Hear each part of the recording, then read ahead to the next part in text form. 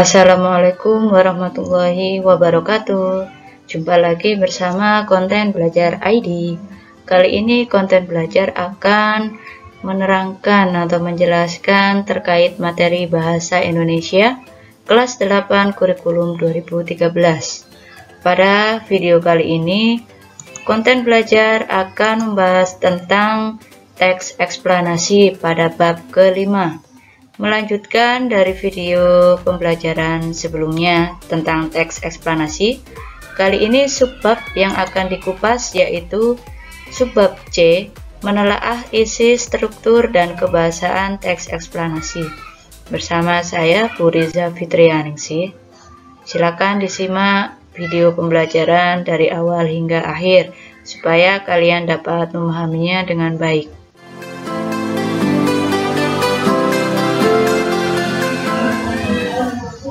Baik, sebelum kita mulai, marilah kita berdoa sesuai dengan agama dan kepercayaan masing-masing. Berdoa, silakan.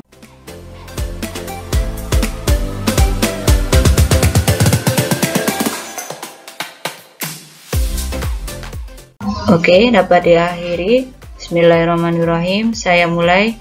Untuk mengawali pembelajaran ini, ada tujuan pembelajaran yang harus kita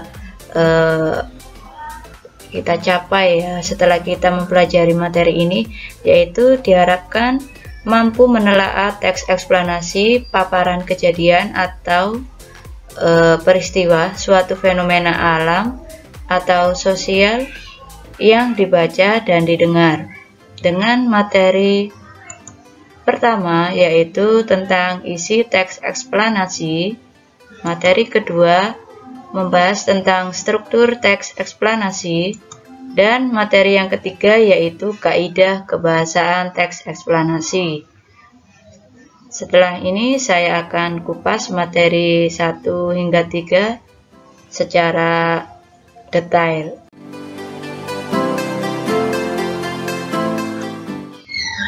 Oke, materi yang pertama yaitu terkait isi teks eksplanasi. Berdasarkan isinya, teks eksplanasi itu menjelaskan proses atau berupa rangkaian fenomena atau kejadian, baik itu berkaitan dengan alam, sosial, atau budaya, atau berkaitan dengan hal lain, misalkan pengalaman ya. Kemarin pada video sebelumnya sudah saya jelaskan ya. Nah, dalam paparan teks eksplanasi mungkin merupakan jawaban atas pertanyaan mengapa dan bagaimana. Maksudnya bagaimana? Secara garis besar, isi dari teks eksplanasi itu jawaban ya, jawaban atas pertanyaan mengapa dan bagaimana. Kalau mengapa berarti kaitannya dengan apa? Kausalitas ya, hubungannya dengan sebab akibat. Sedangkan kalau bagaimana berarti hubungannya dengan kronologi kejadian ya, urutan waktu.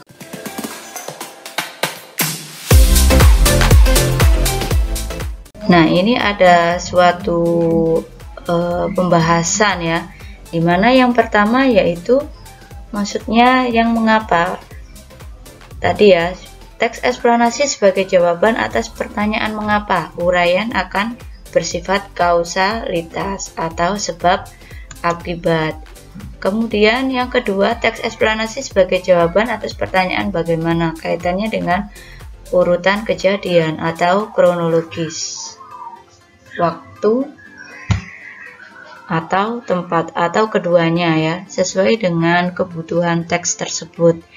Jadi pada intinya teks eksplanasi itu berisi tentang sebuah informasi ya, kaitannya dengan kejadian alam, baik itu berisi tentang sebab akibat proses fenomena itu maupun kaitannya dengan bagaimana ya, atau urutan kejadian, urutan waktu kejadiannya dari fenomena yang terjadi, seperti itu.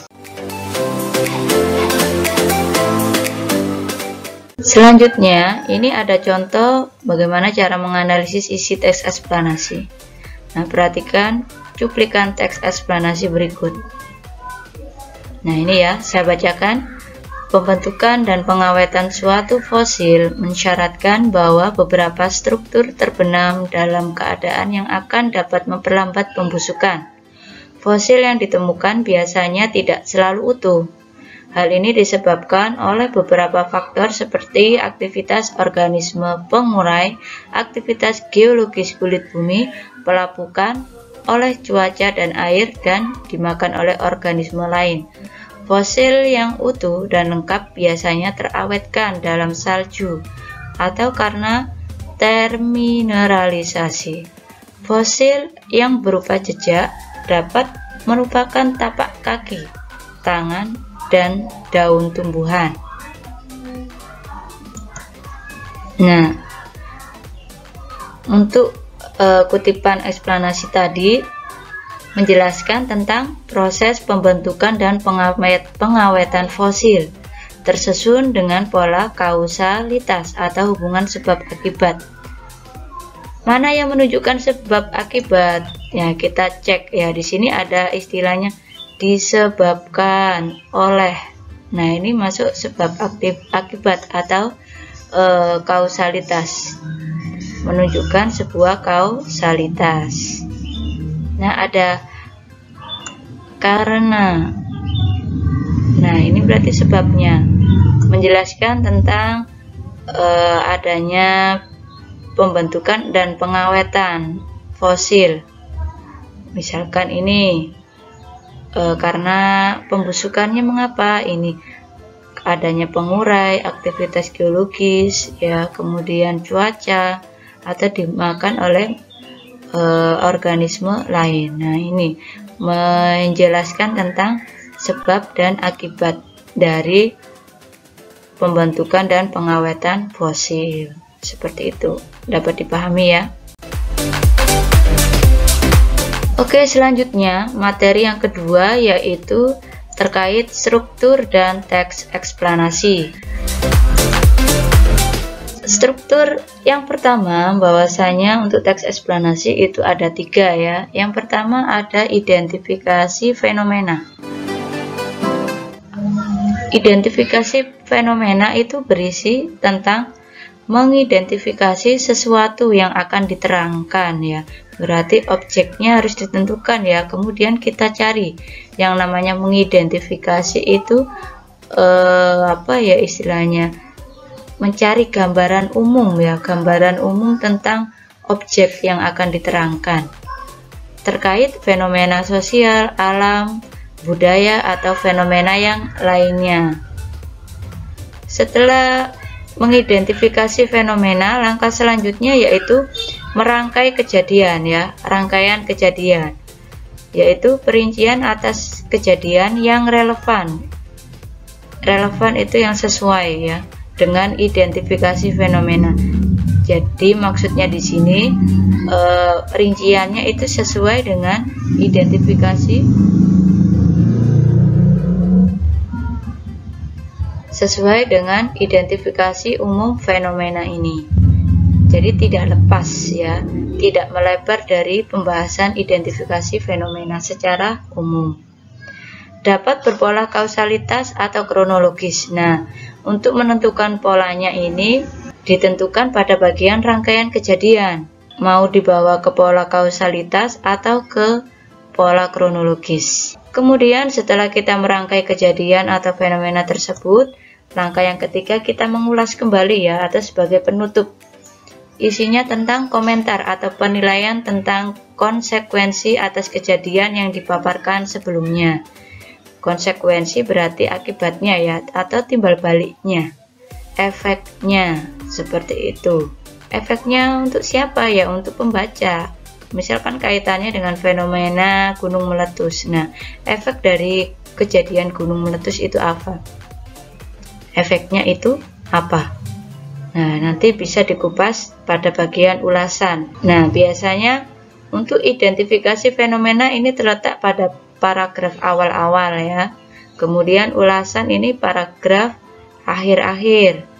Untuk rangkaian kejadian itu paragraf pertengahan. Ya, misalkan kalau paragrafnya itu lebih dari 3 ya, berarti kita untuk menentukan ya mana itu identifikasi, mana rangkaian, mana ulasan.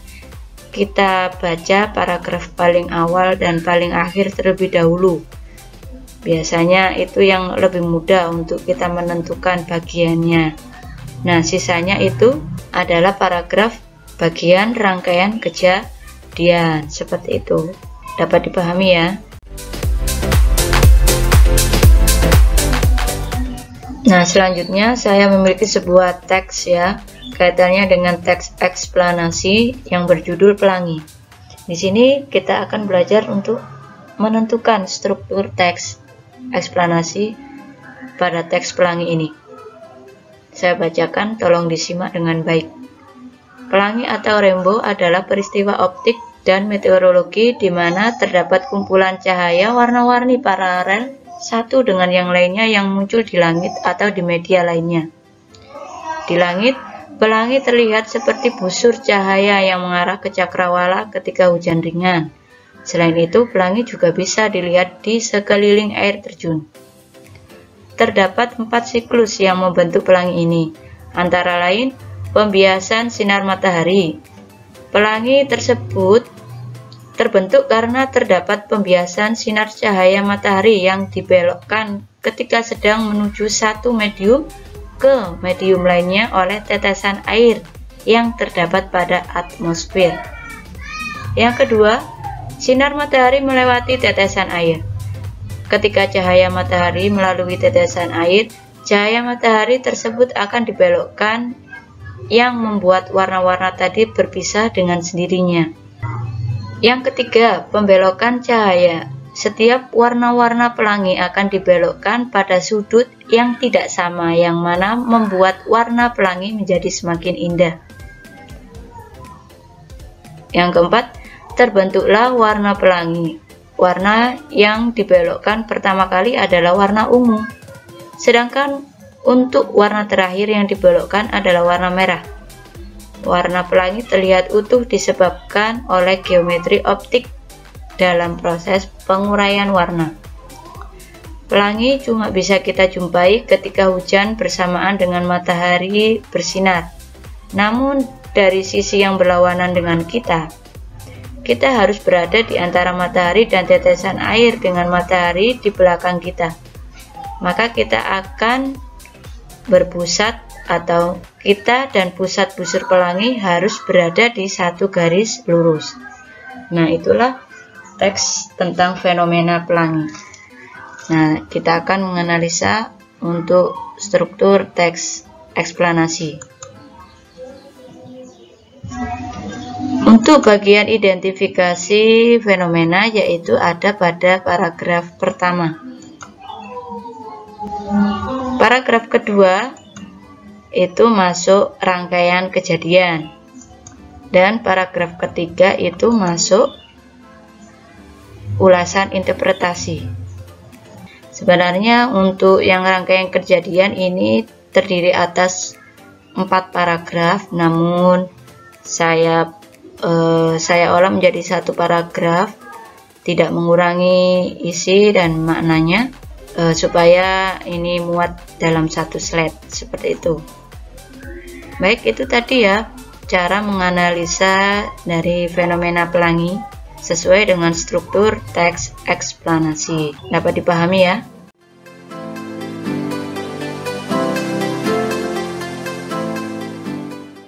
Selanjutnya yang ketiga yaitu kaidah kebahasaan teks eksplanasi. Kita simak bersama. Nah, untuk kaidah kebahasaan atau aturan kebahasaan dari teks eksplanasi itu ada 4. Yang pertama ada kata teknis, kedua ada kata benda yang merujuk jenis fenomena, yang ketiga ada konjungsi kronologis, dan yang keempat ada konjungsi kausalitas. Ini lebih sedikit ya kebahasaannya dibanding teks lain. Baik, kita kupas satu persatu. Yang pertama ada konjungsi kausalitas. Nah, sebuah konjungsi bermakna sebab akibat. Ya, kaitannya dengan sebab akibat sudah saya terangkan sebelumnya. Mana yang termasuk sebab akibat? Ini misalnya ada kata kuncinya yaitu sebab, akibat, disebabkan, akibatnya, oleh karena itu, sehingga, dan sejenisnya. Yang kedua yaitu konjungsi kronologis, sebuah konjungsi atau kata hubung yang menunjukkan urutan waktu kejadian atau peristiwa. Semisal ya, kata kuncinya yaitu terdapat kata kemudian, lalu, setelah itu, pada akhirnya, dan sejenisnya ya. Jadi sejenisnya ini ya hubungannya sesuai dengan kronologi atau urutan kejadian. Penjelasan yang ketiga yaitu kata benda yang merujuk jenis fenomena. Nah, kata benda jenis fenomena ini bukan jenis kata ganti penceritanya ya, bukan kata ganti nomina, misalkan aku, kamu, dia, bukan itu ya, atau kata ganti petunjuk, ini, itu, bukan ya. Tapi di sini mengarah ke jenis fenomena, misalkan kaitannya dengan burung. Kemudian tentang fenomena gerhana, tentang kesenian daerah, atau sejenisnya. Yang keempat yaitu kata teknis atau peristilahan. Nah, pembendaharaan istilah kata yang sesuai dengan topik yang dibahas atau sesuai dengan bidang tertentu ya. Ini maknanya lebih spesialis ya, lebih khusus, bukan masuk makna umum. Misal kata kuncinya ada industri pertanian, ada fotosintesis, ini maknanya masuk kategori bidang ilmu pengetahuan alam, jadi tidak bisa dimasukkan ke dalam materi matematika atau bahasa Arab dan lain sebagainya, karena ini istilahnya di bidang ilmu alam, seperti itu. Ada juga sektor pertanian atau gerhana bulan atau kata teknis lainnya. Dapat dipahami ya.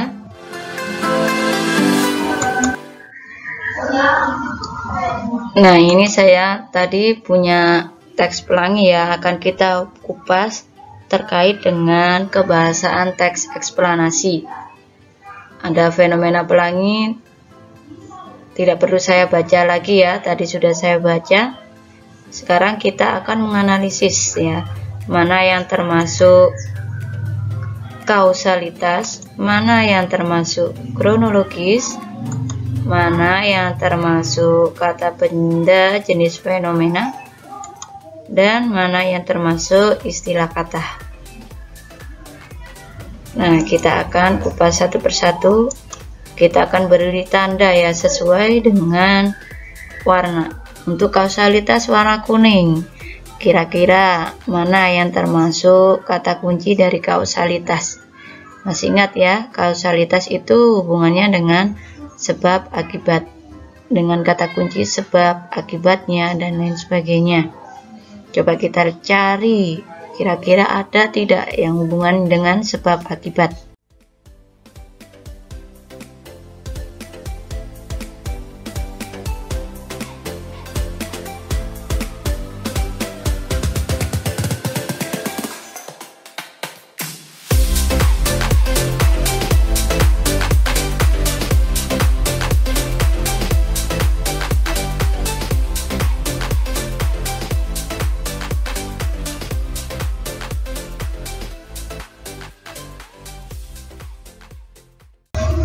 Nah, inilah cara menganalisis kaitannya dengan kebahasaan teks eksplanasi ya, dengan judul fenomena pelangi. Keempat-empatnya sudah kita temukan, tentang kausalitas, kronologis, kata benda jenis fenomena, dan istilah kata. Seperti itu ya, dapat dipahami ya. Selanjutnya, nah saatnya kita uji pemahaman materi ini. Tugas pemahaman pertama. Nah, di sini saya memiliki sebuah cuplikan teks kaitannya dengan fenomena gempa bumi. Silakan kalian tentukan pola pengembangannya apa. Mudah ya, ini hanya satu paragraf saja. Silakan ditentukan pola pengembangan dari teks fenomena gempa bumi ini.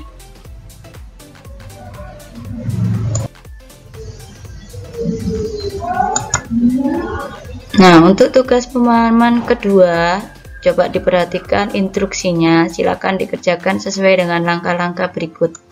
Yang pertama, silakan mencari teks eksplanasi di internet.